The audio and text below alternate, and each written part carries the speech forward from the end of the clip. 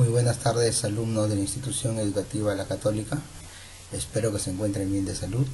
Es un deseo de parte de su profesor Padilla y de parte de la institución educativa. Hoy con nuestro lema, hoy me quedo en casa, vamos a hacer el tema del segundo militarismo, reconstrucción nacional, un periodo de la historia. Antecedentes: al término de la guerra, la economía peruana se encontraba en ruinas. Teníamos una crisis fiscal, la pérdida del salitre y del guano, la paralización del aparato productivo, la disminución del comercio, la destrucción de nuestro sistema ferroviario y el aumento de la deuda externa y la pérdida del crédito en el exterior obligaron a que los militares tomaran el poder por segunda vez, ya que la primera vez lo tomaron después de la independencia. Esta vez el desorden político, económico, trajo como consecuencia que también subieran al poder los primeros militares, los militares que participaron en la guerra contra Chile. Por eso es que se le llama el segundo militarismo, por el predominio de los caudillos militares que tuvo el Perú entre 1883 a 1895. Aparecieron nuevos partidos políticos durante este periodo. Estos partidos políticos va a ser el Partido Constitucional, fundado por Andrés Avelino Cáceres, el Partido Demócrata, fundado por Nicolás de Piérola, y el Partido Liberal por Quimper, y el Partido Unión Nacional por Manuel González Prada. Veamos pues los presidentes del segundo militarismo. El primer presidente del segundo militarismo va a ser Miguel Iglesias, que gobernaría desde el año de 1883 a 1885. Este personaje daría el famoso grito de Montán y firmaría el Tratado de Ancón entre Perú y Chile. El segundo presidente del segundo militarismo sería Andrés Avelino Cáceres, de 1886 a 1890. Luego seguiría a Remigio Morales Bermúdez, desde 1890 a 1894. Y el último presidente del segundo militarismo, nuevamente por segunda vez, Andrés Avelino Cáceres, de 1894 a 1895, solamente su gobierno sería. Miguel Iglesias gobernó de 1883 a 1885. En 1884 hubo una asamblea constituyente convocada por Iglesias, lo ratificó como presidente provisorio después de la guerra contra Chile. Se produjo la rebelión de Atusparia en Huaraz. Las causas principales fueron el establecimiento de las contribuciones personales y el abuso cometido por las autoridades contra el pueblo. Después de la guerra contra Chile, este personaje, Miguel Iglesias, instaló un impuesto para todo el pueblo, especialmente los campesinos. Esto hizo de que Juan Pablo Atusparia, en el departamento de Huaraz, se sublevara contra estos abusos, ¿no? en el departamento de Ancash, en la provincia de Huaraz. La reconstrucción de la Biblioteca Nacional fue otra de las obras de Miguel Iglesias, que se la dio al Ricardo Palma, al mendigo, al bibliotecario mendigo, ¿no? También encargó la reconstrucción del Colegio Guadalupe a Pedro Labarte, y la reconstrucción de la Universidad Nacional Mayor de San Marco a Francisco García Calderón. Luego de su gobierno, por este periodo, se desarrolló una sublevación, se llama la Guarimpampeada, dirigida por Andrés Avelino Cáceres.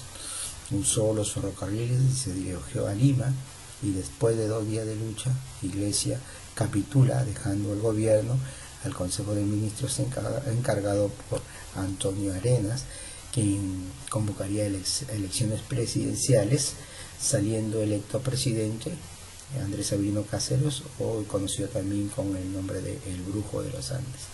Entonces nos damos cuenta que Andrés Avelino Cáceres llega al poder mediante un golpe de estado, prácticamente, en la cual se organiza en la Sierra Central, ¿no? llamada la Guarimpampeada, ¿no? Andrés Avelino Cáceres, su gobierno desde 1886 a 1890.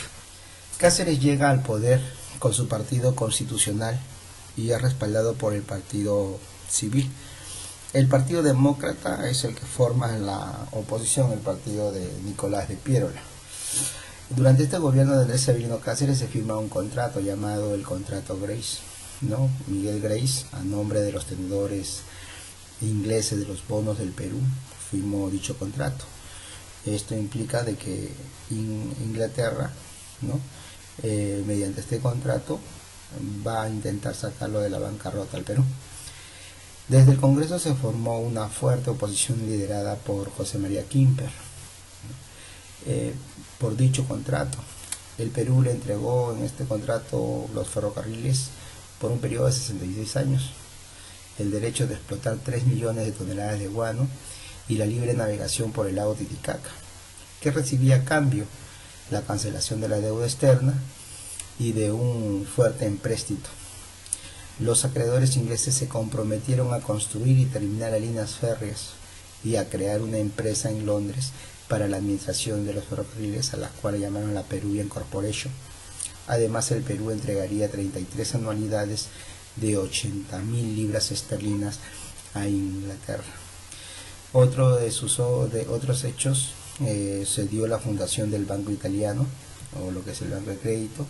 Los yacimientos de La Brea y Pariña en Piura, los yacimientos petroleros, fueron tomados por 99 años por la compañía London Pacific Petroleum Company. Se adquiere la cañonera de Lima, un barco de guerra.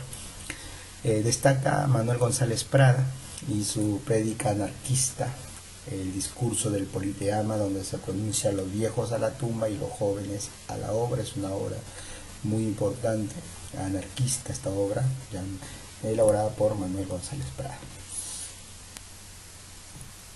El gobierno de Remigio Morales Bermúdez de 1890 a 1894. Este personaje, Remigio Morales Bermúdez, es un allegado de Andrés Severino Cáceres, quien hace que llegue al poder mediante la ayuda del Partido Constitucional para que continúe la tarea y las obras de Cáceres. Compite contra Piérola, pero este último fue apresado por las presuntas culpabilidades durante la dictadura, pero logra fugar en el año de 1890. Durante este gobierno se firma el Tratado García Herrera con Ecuador, que se estipula la cesión peruana de los territorios de Tumbes a Ecuador, pero el gobierno introdujo varias modificaciones que no fueron aceptadas. Se dio la ley de la protección de la industria minera, la ley de municipalidades y elecciones que permite el sufragio directo de los ciudadanos que supieran leer y escribir, le da mayores facultades al pueblo, la ley de habeas corpus en 1893.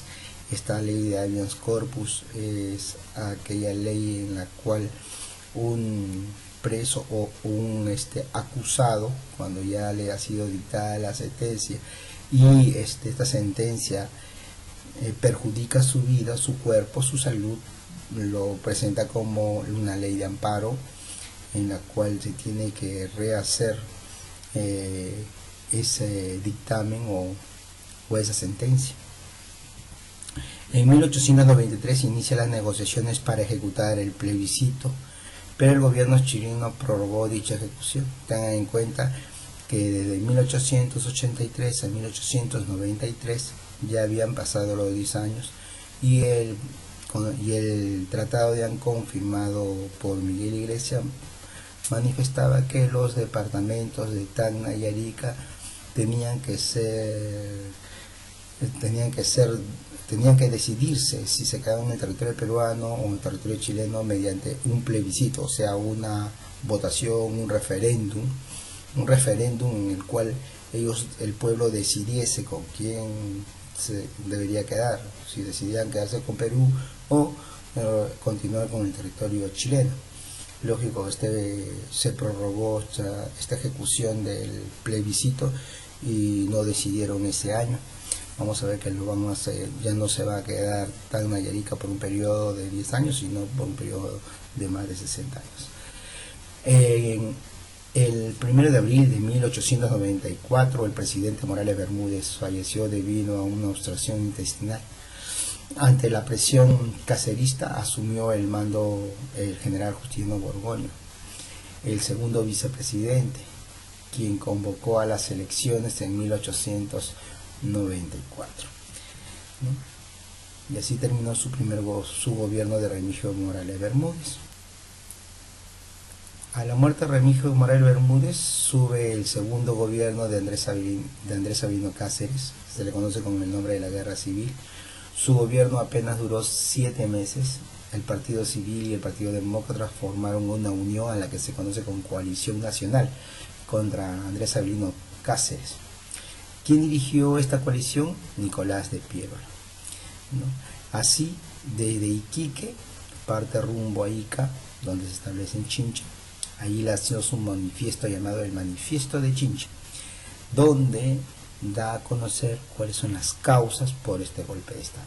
Y empieza a formarse tropas de guerrilleros que no aceptan el nuevo gobierno por una serie de intrigas políticas y de fraude electoral.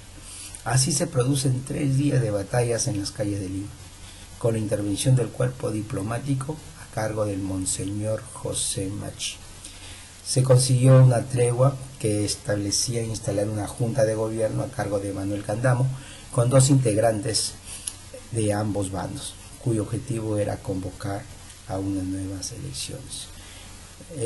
Andrés Sabino Cáceres decide dejar el gobierno, ponerse a un costado, iniciando así su segundo gobierno de Nicolás de Piérola, más conocido con el nombre de El Califa.